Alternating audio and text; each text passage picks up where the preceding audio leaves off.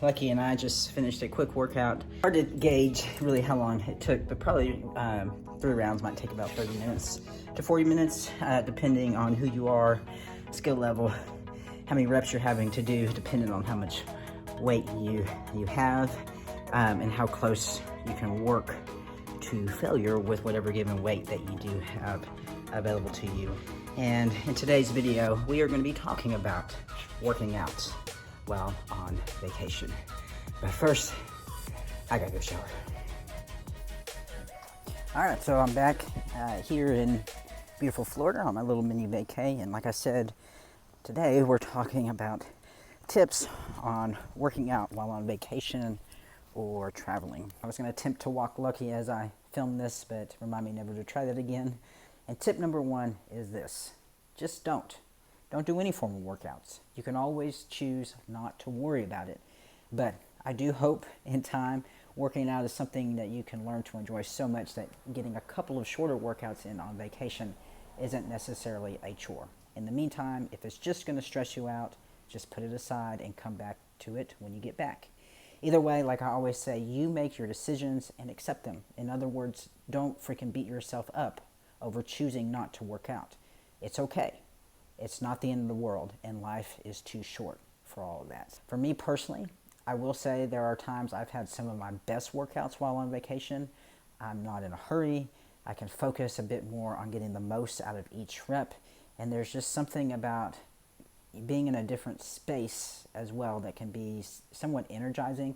Didn't always used to be that way, but as I've got more comfortable with myself, it seems to becoming that way more so. Now, I will say, even if you aren't doing a formal workout, I do recommend you find a way to stay active daily for just about 30 minutes so that you can stay in the habit, especially if you are new to formalizing movement as a habit in your everyday life.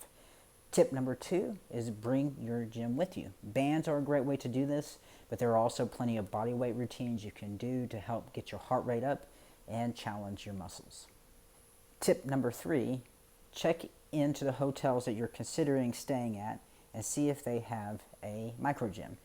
Many often do these days, but it's always good just to simply plan ahead and do some quick research. I will say one thing about most of these gyms is they don't have maybe as much weight that you might be used to working with, so that might be something to consider. Tip number 4 is consider where your current membership is at your home gym. Don't get me wrong, I think it's important to support our locally owned gyms and small businesses. I am one, but one thing that you need to think about if you travel a lot, not just, this is beyond vacations, is looking at gyms that you want to become a member of that are located nationally. Things like Anytime Fitness, LA Fitness, or if you can afford a second home membership, you might consider getting one to a place like this. Just again, do the research on where you typically travel to, find out what's in that area, and so that you can narrow it down. Now, you can even ask your employer if you travel frequently about them paying for these extra costs, as your health should, I would hope, certainly be a priority to them.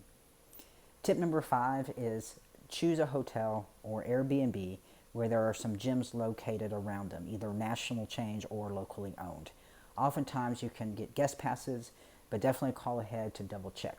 Every place is a little bit different, and I think it's actually kind of fun to check out new gyms and see kind of what different equipment they have.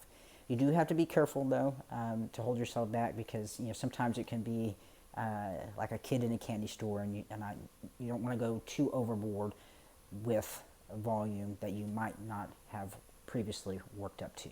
So, with all that said, if you want to continue working out on vacation, go for it. There are certainly ways to go about it.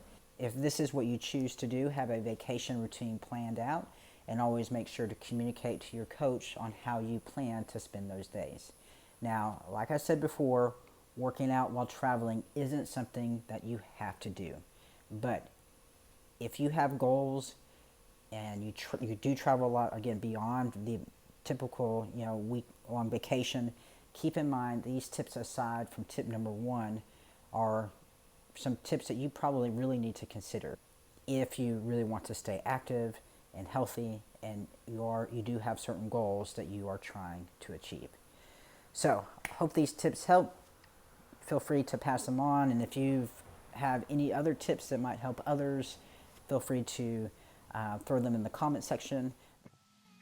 All right, so that's a wrap on this one. If you found this video helpful, please hit that like button and subscribe to the movement.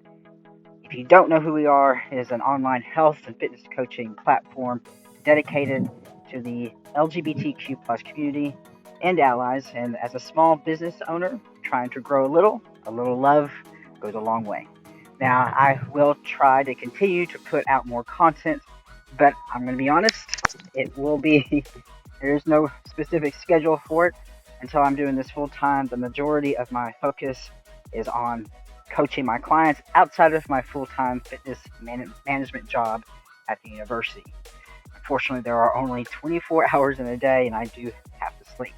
But if you do want more access to me as a coach who's been at this for almost 20 years, I would love to help you. So visit our website, link below, and feel free to either fill out the registration form for a free consult or take our coaching platform for a 7-day test drive.